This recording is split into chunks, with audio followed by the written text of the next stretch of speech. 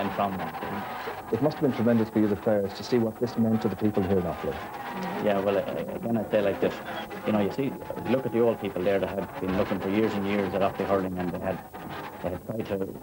tried to make the breakthrough and couldn't make the breakthrough, and they had, I think it was accepted from the surrounding counties that there was quite a high standard of hurling in South Offaly, and the club hurling was very, very, very, very good, but they weren't able to make the breakthrough at county level. So when it happened then, like the people reminisced over the years what happened at club level, and it was a great occasion. Pat, there were a couple of barren years immediately after that, but you were still getting to Leinster finals. Oh yeah, we contested the next two Leinster finals and lost both of them to Kilkenny, and I suppose many of us would look back on the 82 final with a lot of regret, I suppose, because there was a very controversial incident near the end of that game when the ball supposedly crossed the end line, which to my mind definitely did cross the end line, and if the umpire had been doing his job, we probably would have won 82. We probably thought we had a better team in 82. You know, the confidence of 81 was still bubbling in the camp. We were only just back from America, having gone over there with the All-Stars, and the spirit within the team couldn't have been better. I suppose any understanding of what 1985 meant to you would have to begin with 1984, because that ended in bitter disappointment. Of course, yeah. And 84 was, well, it started out great, you know. I mean, we got to the Leinster final and this time managed to win it, and went on and beat Galway in the semi-final. And the 84 final, of course, was played in Thurles. And I suppose one of the most abiding memories we would have of 84 would have to centre on the magnificent welcome home that we got from our supporters in the wake of that defeat. We certainly didn't play as well as we would have liked, and the result was certainly went against us on the day, and fair play to Cork, they went away and won the game and won it well. But if ever a team got a kind of a pep talk from the public, that was probably it, you know, and it certainly made us twice as determined to go after it in 85. Paddy Corrigan with 1 point in the match so far for Offaly. 4 points to 3, his side behind. Low, hard this time, stopped by Peter Murphy, and a goal! The Offaly supporters are jubilant. It's celebration time for the Midlanders. George Ryan then starting the second half, and Joachim Kelly taking a tap on the face, but holding possession. Offaly playing from left to right for the second half. Remember, they're leading by 2 points, but very much thanks to that goal in the first half. Mark Corrigan through towards Brendan Birmingham, inside towards Pat Cleary, and he gets it! Pat Cleary has scored a second goal here in Croke Park. Cross towards Joe Dooley's wing, gets a second chance. Can he turn Kilkenny once more? He can. Fierce determination in his run. Inside for Mark Corrigan. A point. Oh, it's a blistering start to the second half. It's a real scramble for possession over there. John Murphy for Galway. Ger Coughlan, it's anybody's game. It's there for the taking. Pádraig Horan says, I'll take this, and he takes a smashing point. Pádraig Horan scores from 50 metres out, delighting the Offaly supporters. We looked like we were going to run away with the match straight after half-time, having got the second goal from Pat Cleary. But a few minutes later, PG Malloy got a goal, and we're right back in there again, and it was nip and tuck right to the finish after that, so you couldn't relax. And then once it's all over and the crowd envelop you, what's going through your mind? What went through your mind that day? Well, I always remember the chief steward in Croke Park. I can never remember his name, but he must be one of the fastest men out of the traps around Ireland at the minute, because you're just about getting ready to jump up in the air when he grabs you by the arm and he pulls you away, you know. So he takes charge of you after that. Did you have a little speech prepared in advance? No, that would be a dangerous thing to do. I think that would be testing fate a lot. Is he into kind of card there, sure? Doing Galer, August Thompson, Mark Toshe, the privilege to come. A Vemmer captain, Aaron Vernon Shaw, August Crave, Liam McCarthy, a horse of Rashgary, Conde Valia, and Darahoe.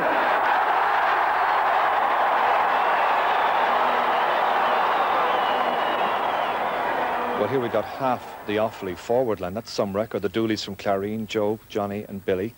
Joe, how many of the Dooleys would have played for Offaly over the years? Well, it's just the three of us, like, and Kieran played as well. He played a few league games with Offaly, and Seamus played minor and under 21 with Offaly.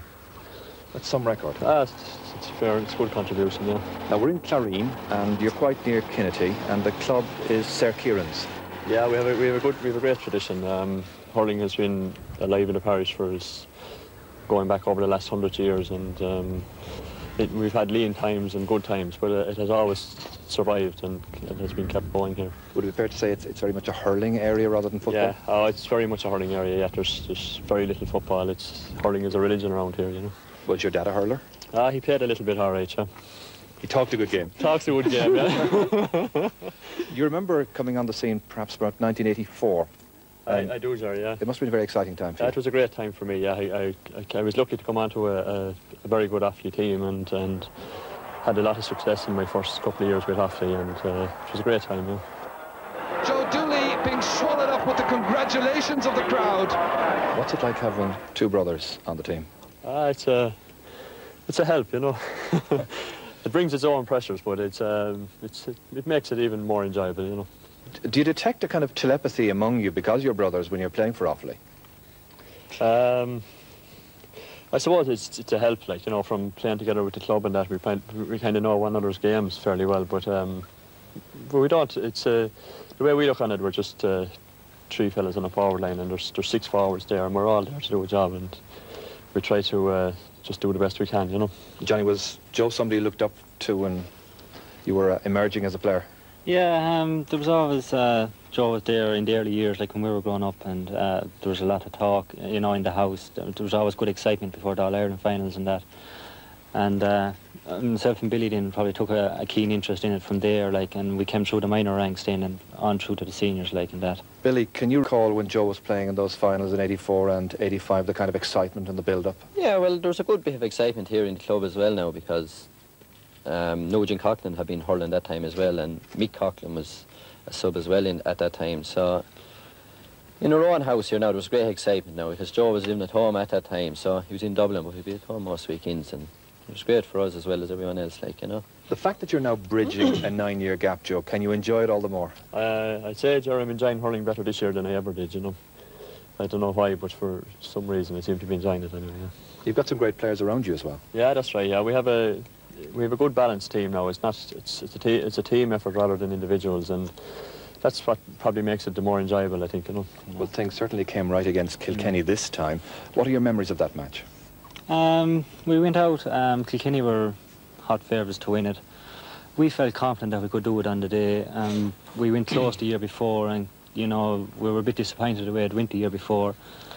And we went out, you know, just to hurl as a team. We had trained hard. All the players have put in a great effort, like all 25 in the panel put in a great effort, and we went out to give it everything. We had nothing to lose, and things just happened for us on the day. Things went right for us. This is pull forward, Brendan Kelly, more suited as a halfback, but doing very well at full forward. Good ball for Johnny Pilkington, trying to get it across to brother Declan. Brendan Kelly has gone outside him if he needs him. Decides to swing it right into the middle. Good vision. Oh, a magnificent goal. Billy Dooley. That is one of the best I've seen, John Troy. Good ball into Billy Dooley, to brother Joe, to the back of the net. Brilliant stuff by the faithful county. Grabbed superbly by Johnny Dooley. Still Dooley, needs a little bit of help and support. Yeah, oh, wonderful skill by John Troy. Lashing it in, oh, what a goal! That is a classic goal, made and created by one John Troy, and finished brilliantly by Billy Dooley. Towards Johnny Pilkington. And towards Billy Dooley. Dooley playing top of the left, locating Pat O'Connor. Good hand pass back to Dooley. This is great skill. Billy Dooley bearing in, and he scored. It was a very good pass from Pat Connors again. So the passes have been pretty good, so it's easy enough once you get a good pass, you know. Did you see the goalkeeper coming out? I did see him coming, yeah, just about. But you had to make a decision to go for it. I didn't know whether it was going wide or going in, but I just looked at it big going, so. But you guessed what the consequences would be. Yeah, a fair idea anyway. Do you feel under a lot of pressure going into a big match to satisfy everybody? No, not really. I don't feel under too much pressure anyway, because to most Offaly people it was great to get so far this year. A lot of people were doubting that we'd beat Kilkenny, and we got over Kilkenny, and then people were saying we'd only have one good day and Wexford would beat us, but we happened to beat Wexford as well. And then, of course, the Galway game, we were underdogs going into that as well, so it has been a great bonus to get so far this year. And I don't think there's too much pressure on the players from Offaly supporters to win this All Ireland, but we're going out there to win it. There's no question about that. We want you know, trying to do ourselves justice on the day, like, you know. Are you thinking of victory only, or has defeat ever into your thought process? Well, you like to think about victory all the time, but like, being beaten does cross your mind, but you have to try and put it out of your mind, you know. It's not easy, you know. Hurling is strongest at the moment, Ger, within an 8-mile radius of Bor. We have players from clubs like Lusma, St. Rynagh's, Coolderry, Sir Kieran, and they comprise the backbone of the hurling team at present. Now, you mentioned some great club names there. What are the towns associated with those? St. Rynagh's is Banagher, I think. St. Rynagh's is Banagher. Lusma is just outside Banagher, a small area just outside of Banagher. Coolderry is mainly a country club. They have a large area, all right, but there's no town as such. And Kinnethy have no player on the team at present, but again, it's a small village, not too far from Bor either. And Clarine is a very small village. I think it's one of the smallest parishes in the country, but they have been very successful in recent years. Nobody from Shinrone this time around? Nobody from Shinrone at the moment, no. How would you characterise Offaly hurling? What makes it perhaps different from other counties? Well, we feel at the moment we have a very skillful hurling team, and I think one element of Offaly hurling and football down the years, maybe not so obvious in the football at the moment, is there's a great old Offaly spirit. Offaly, a lot of their success comes from spirit. You'd never see an Offaly team die in a match. They always keep on fighting. No, we seem to time ourselves as we done in '81, and such, you know, we're always there. Offaly team will never give up. So the game is never over until the final whistle. How do you account for the big difference this year, the fact that you have been successful? I think the team is more hungrier, really, you know, and everyone is at one age, balanced age. Like the team of the late 80s was a few old people and a few youngsters on it, you know, and wasn't that balanced, really, you know. I think the one thing Eamon really has instilled in us this year is confidence, especially over the last 2 years.